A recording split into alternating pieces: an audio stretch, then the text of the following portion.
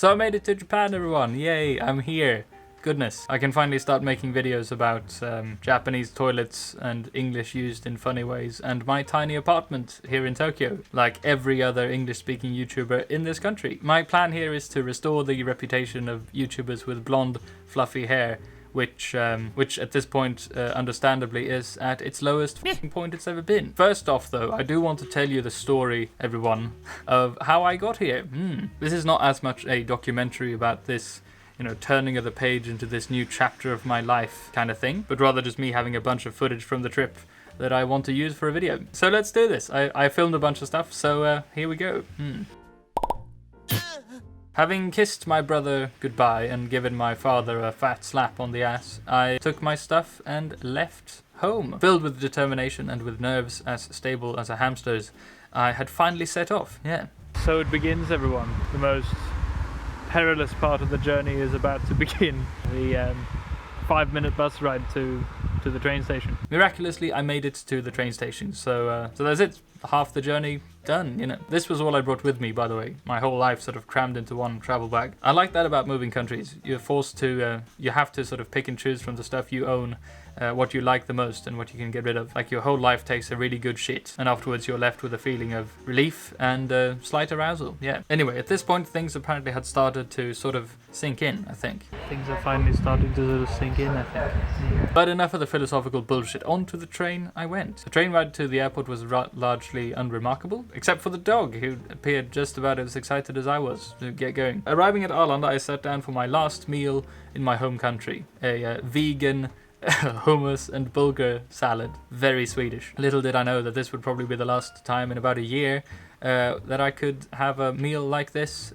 eating out, because goodness me, it does seem very difficult to find this kind of thing in Japan. Anyway, having checked in my bag and eaten my hummus, I had a couple of hours to kill before having to get on the plane. So I walked around the airport a bit, trying not to look into the camera, and then spent my last hour in Sweden on my computer. It might look like I'm working or something, but it was just Pornhub all the way, you know. But then it was time, everyone. Goodness me, I had to get on the plane and leave the country. I'd never gone on a long distance flight before, and I was leaving the sort of very mundane and, you know, regular life behind me. So at this point, I have to admit I was a little bit nervous and perhaps also a bit scared. This wasn't really helped by the fact that the safety information was given in Arabic. دورات المياه الذي يسبب إطلاق جهاز كاشف الدخان، كما أن التدخين على متن رحلاتنا وكذلك العبث بجهاز كاشف الدخان. In a desperate attempt to calm myself down somewhat, I went through the little travel pouch they gave me. And I did get some socks, pretty nice ones, and a blindfold, so at least I could calm myself knowing that if needed, I could perhaps get into some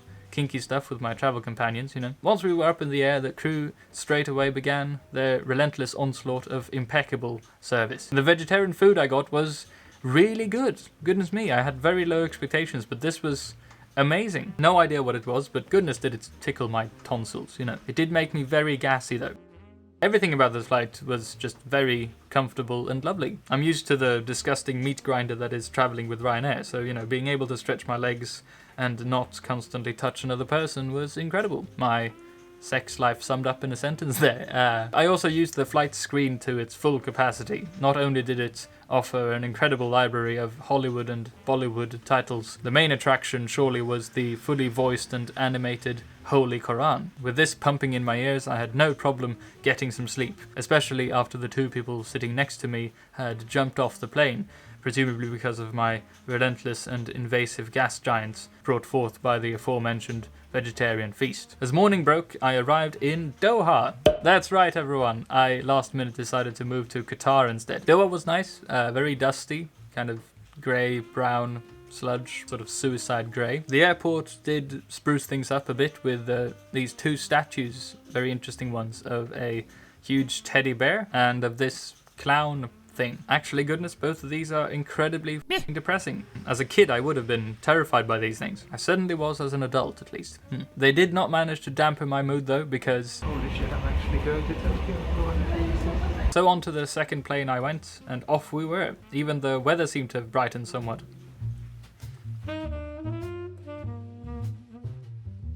I remember being in a great mood at this point. That might again be why I had no one sitting next to me.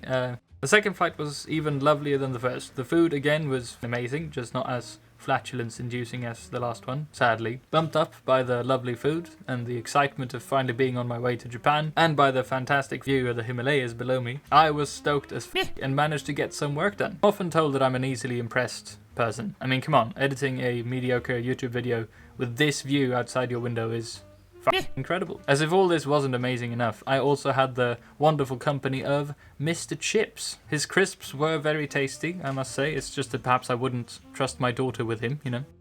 And finally, after 10 more hours of this, of me hanging out with Mr. Chips, during which a whole day had passed, strangely enough, because you travelled on the... Yeah, I looked out the window and saw this. No, shit, this, sorry.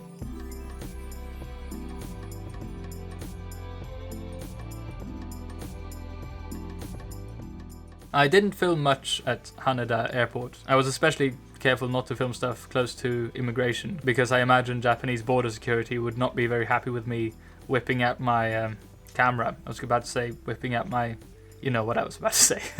Well, they wouldn't be very happy with that either. It all went fine though. I only had to strip down naked once, you know, and they were very congratulatory. And I got my residence card and everything. It was fine. The only thing I felt I had to film was my first encounter with the Japanese toilets. And it was, as I should have expected, I suppose, an interesting one. Not only did it have the famous douche settings where your nether regions are thoroughly washed. You feel like a new man after this, by the way. My ass has never smelt that good, I was told. But it also had this other notice with 2 very helpful tips. Please flush used toilet paper as is, which is good because I had big plans for my toilet paper, you know. And also, more importantly, please do not stand on the toilet seat. Clearly, I still had much to learn. I half expected another sign saying, please don't shit on the floor either, you know. Obviously, I was very happy with my experience.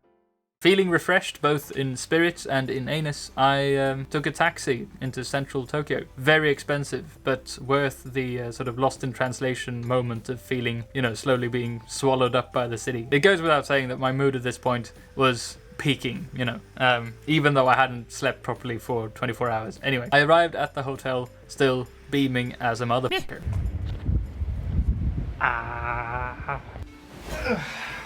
Jesus, that's not a very comfortable bed. Oh man. Jesus. You can't see anything, but I'll film this tomorrow and you can see my view. It's probably not that amazing, but I'm in a really fucking good mood and I haven't slept for a very long time, so I'm gonna go to bed now. And so I did. I did film the view from the window next morning, as well as this next bit. Goodness, I live here now. This is so strange. I just picked up the keys for my apartment. I'm gonna leave the hotel and bring my stuff over there tomorrow. I'm really tired now and I'm gonna eat a lot. Yes.